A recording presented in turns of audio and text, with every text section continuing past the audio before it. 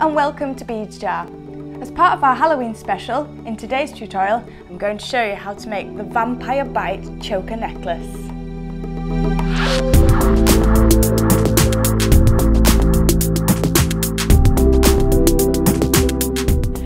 For this project we're going to use the organza ribbon. We have a 0.4 gauge silver plated wire, these beautiful faceted drop beads and size 11 Mayukis.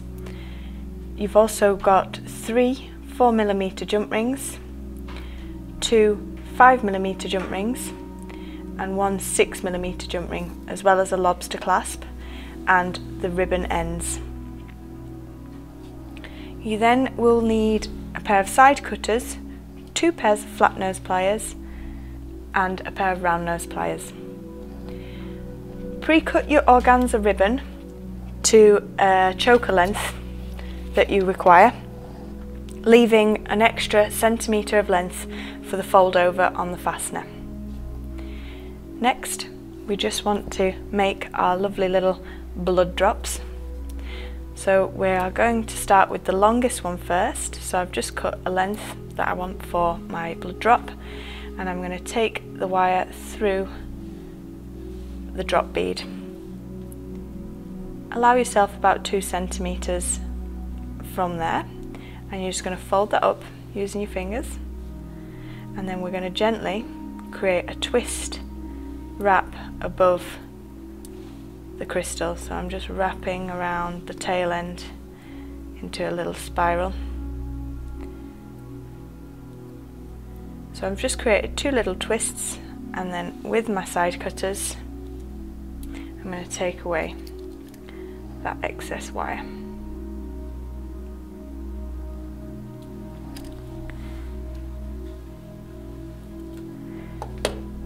Now I'm ready to thread my delica beads onto the wire. So that's my little drop, and I'll just make sure that's sat centrally before threading on the delica beads. You don't have to go mad. I'm probably going to do about 30 on this one.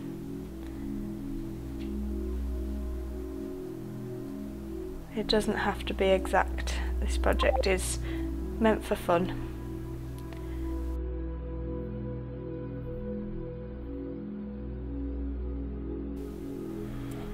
So I'm happy with that as my longest little drop on this project. So just to create the end on this one, I'm going to use the round nose pliers. So I'm just going to place my pliers directly above the last delica bead, and then I'm going to push the wire away from me and reposition my pliers on top.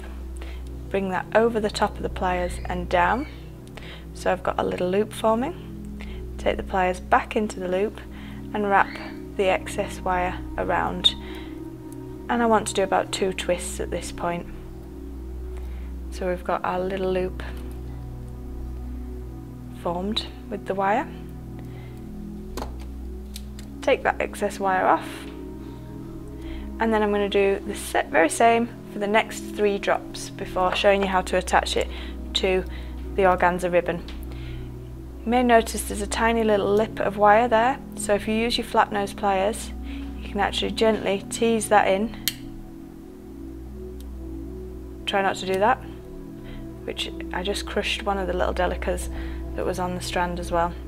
So you're just squeezing the tail in so there's nothing scratchy when the necklace is worn.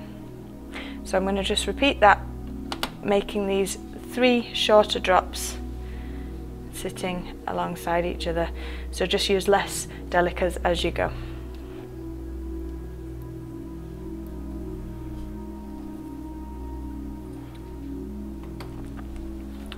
Now we've got our 3 drops done, you're going to slightly off center them. So I would probably work about 10 centimeters into your organza ribbon, and we're actually going to use the small 4mm jump rings to connect to the organza ribbon these drops. So you just want to take your 2 pairs of flat nose pliers and open the first of your jump rings. Now they all want to be sat on the same edging of the organza, so don't work one at the top and one at the bottom. They're all going to go on the bottom row. So you just spread that out between your fingers, and if you push against the organza above the edging, that'll just pop through, and then you can connect your first blood drop onto the jump ring. Close those back together again, making sure there's no gap and it's well sealed, because any gap will slip out of the organza. And then you're going to take your next jump ring.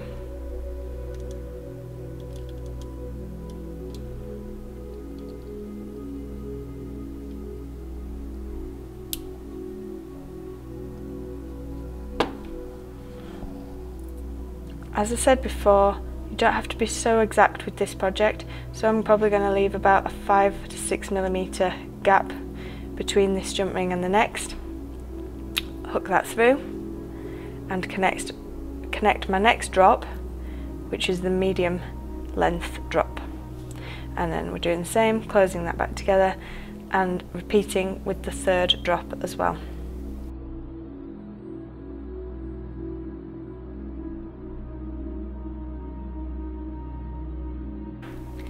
So these 3 little drops are going to sit off center to look like a vampire's bite, and like the drops of blood rolling down the neck. So we're going to attach our fastening onto the end to finish this, and what I would suggest is to fold that over about 5 millimeters. So I've just doubled that up, and we're going to attach the ribbon ends onto there. Another suggestion I'd recommend doing is to just get your pliers against the teeth of the ribbon end, and you just want to fold them in a bit, just so they grip hold of the ribbon a bit more. So I've folded that about 5 mil. I'm just going to push that into the ribbon end. You can use glue if you wish at this point as well, just to make sure it's really well secure. And then really nice and easily, you're just going to take your flat nose pliers and we're just going to squeeze into the centre of the ribbon end. And I'm just walking my pliers across the ribbon end so I know it's really nice and secure onto the ribbon. Do the same on the opposite side. Do you think I've folded that already? But I'm just going to gently nudge those teeth over on the ribbon end and then fold that over. It just gives it a bit more thickness to your ribbon and the teeth something more to hold on to on the ribbon end.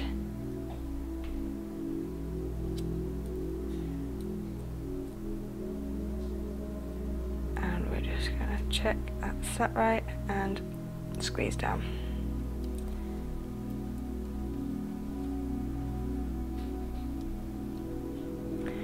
So I've got both my ends on, and we just want to attach our fastener. Now on one side I'm going to open a 5 millimeter jump ring to connect to the loop on the lobster clasp.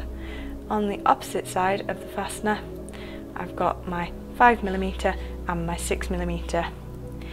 This just gives your fastener a bit more movement and obviously doesn't quite choke the person wearing the necklace. Just check your jump rings well closed, and then you can move on to the next side.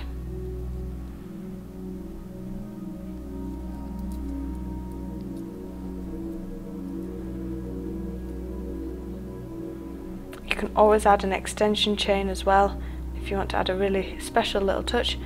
Pop one of the tiny drops on the end as well, so have a little drop, blood drop hanging from the back.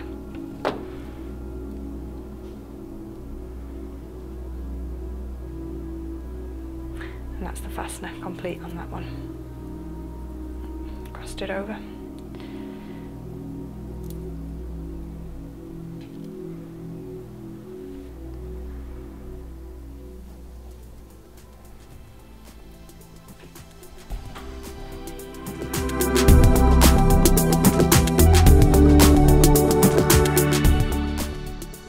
enjoyed watching, and we look forward to seeing you next time.